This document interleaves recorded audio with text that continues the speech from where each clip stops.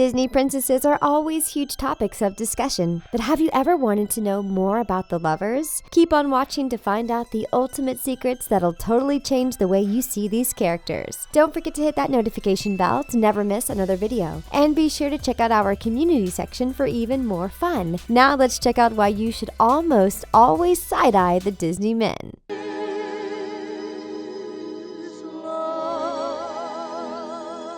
Prince Charming.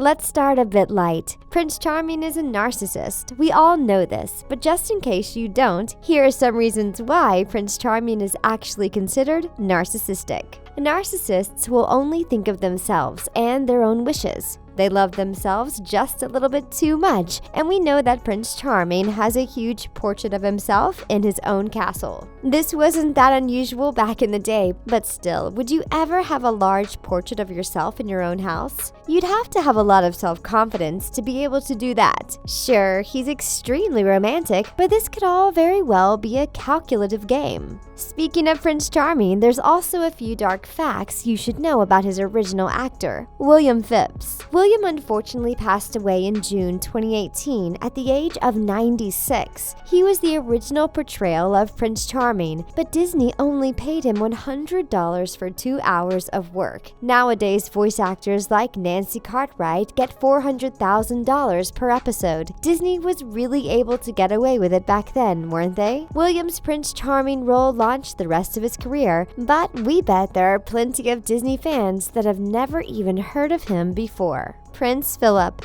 Is anyone particularly fond of Prince Philip? Sure, he's an important part of Aurora's life, but did you know that he has a much darker side? Of course, there's the element of consent that comes with Prince Philip's kiss, but wait, there's a lot more to be angry about. If you've never read the French versions of Sleeping Beauty, you're in for a dark roller coaster ride. Prince Philip in this story is actually a married king. The princess is still asleep and she still gets a visit, but unfortunately in the story, the king does a little bit more than just kiss her. There's a lot of wrong things that happen in the original book. All we can say is that consent becomes an even bigger problem in the original book, and we really can't understand how Walt Disney was even able to read the entire thing. But what makes the original story even worse is that after her horrible ordeal, the princess becomes pregnant. The king visits her again when she has 2 kids after she gets told the truth of how she became pregnant. She actually falls in love with him. Yep, you heard that right. Falls in love. We know Prince Philip's character was an adaptation of the king character from the original, so yeah, we're not really on board with this one.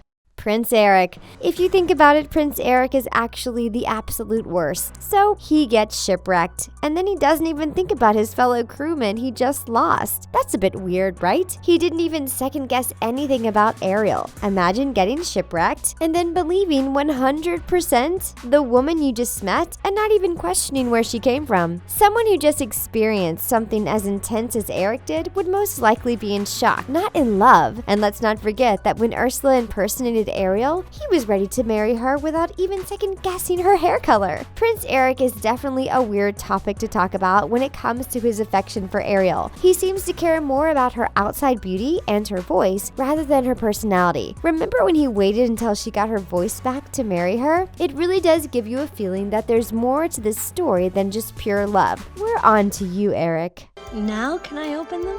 All right. Now.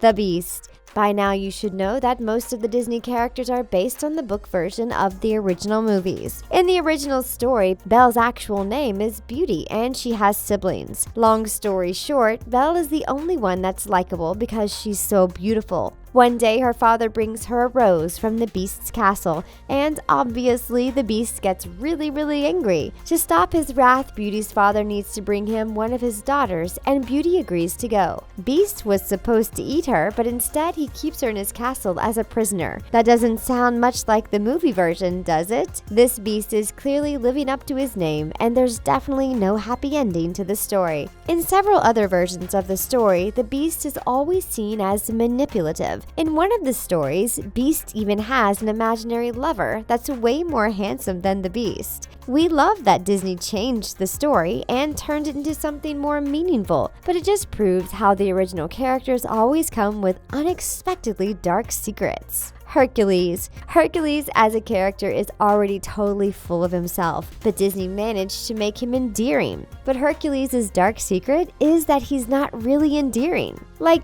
really? His whole family is messed up, and even the rest of the Greek gods are known for their bizarre behaviors. But did you know that Hercules has a dark past himself? Sure, he marries Megara, but that's not all that happens. He actually ends the life of his music tutor, and as well as all the kids he has with Megara. Oh, and Megara doesn't make it either. Sure, he feels a lot of remorse after it, but shouldn't he be shown the way he was portrayed? We appreciate that Disney tries to see the best in everyone and turn everything into a life lesson, but they definitely went a little soft on Hercules. And based on the original story, Megara definitely deserves more credit and an official spot as a Disney princess. Just look what she's been through with this guy. Naveen. Out of all Disney princesses, Naveen, aka the Frog Prince, doesn't really have a bad personality. Sure, he's a bit spoiled, but many other characters are too, so we'll give him a pass. But as it turns out, there's more to his story. Of course, once again, we're talking about his original character from the original Princess and the Frog tale.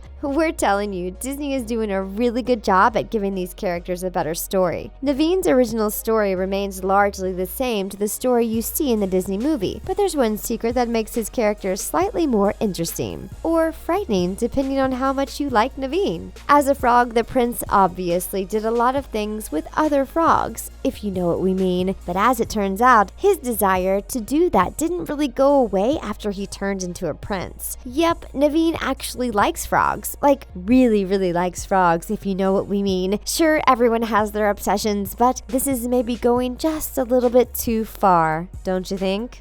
Shang. Okay, let's step away from original character stories and check out some other secrets these people might hold. And Shang is the perfect character to reveal some of his secrets. What are your thoughts on Shang? He's pretty powerful and deserves far more credit than he gets. Because he was brought up in a society where women aren't equal to men, I'll make a man out of you, song rubs some people the wrong way. He's also pretty socially awkward, and honestly, we can definitely relate to this part. Hands up if you're a socially awkward person too. But that's not Shang's biggest secret. As it turns out, Disney has something darker they're hiding. If you've been following the Mulan remake news, you already know this, but if you haven't, here's some news. Shang won't be in the reboot. Yep, you heard that right. We've all heard theories that Shang is bisexual, so why would Disney even want to cut out this iconic character? It makes absolutely no sense, especially since this revelation received a lot of backlash. We hope Disney ends up changing their minds because Shang definitely deserves to be included in the reboot. Good morning. Will today be the day? Are you ready to fly?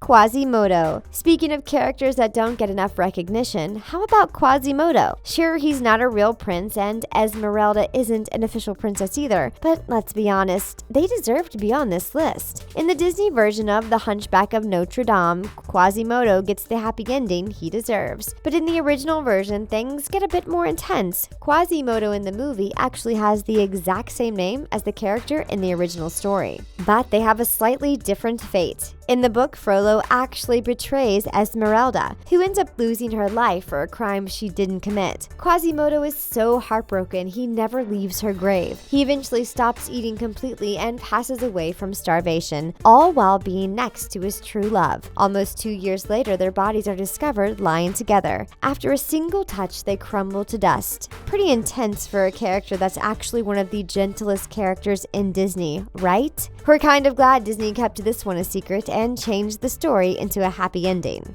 Peter Pan. Yep, we're putting Peter Pan in here too. It's one of our favorite stories. But when you hear this theory, you'll probably change your mind about Peter Pan's character. According to his original story, there's something absolutely wrong with Peter. We might know him as the boy who never wanted to grow up, but the original Lost Boys version know him as something entirely different. Peter Pan actually hates adults, but he also doesn't really like the Lost Boys. According to the book, Peter thins them out when they seem to be growing. He doesn't want them to grow up, which is why the number of the boys on the island constantly changes. It's assumed that thinning the boys out means that Peter actually ends their lives when they become too old. There's also a paragraph on one of the rules of Neverland. It says that every time you breathe, a grown-up loses their life. Peter always tries to intentionally make quick, short breaths to speed up this process. Yup, he really doesn't like grown-ups. Sounds like he has bigger issues than we thought. We're gonna stick to the movie version. This is way too dark, but not as dark as our very last love. John Smith. Let's be honest, do Disney fans like John Smith? Come let us know in the comments. Sure, he might be a handsome adventurer, but we all know he's not exactly the ideal character. Well, the original version has an even darker story. You see, Pocahontas, aka Matoaka, was a real-life character, and John Smith was incredibly manipulative. Despite the fact that the woman presumably saved his life, she actually hated him. This Pocahontas was kidnapped and used as propaganda. But the truth is, John Smith wasn't even a part of the Pocahontas love story. No one was. In order to be released, the original Pocahontas had to marry John Ralph. John Smith first mentions Matoaka saving his life in one of his books a few years later, despite the fact that he never mentioned this event before in any of his older books. No one knows for sure whether Matoaka really saved John Smith or whether he actually played an important part in her life. Unfortunately, the real-life Pocahontas didn't have a happy ending, as she passed away very young. The real John Smith's claims of her saving his life are constantly being questioned. What do you think? Was he lying? Come let us know in the comments below. And that's it for our video. Thanks for watching. See you next time.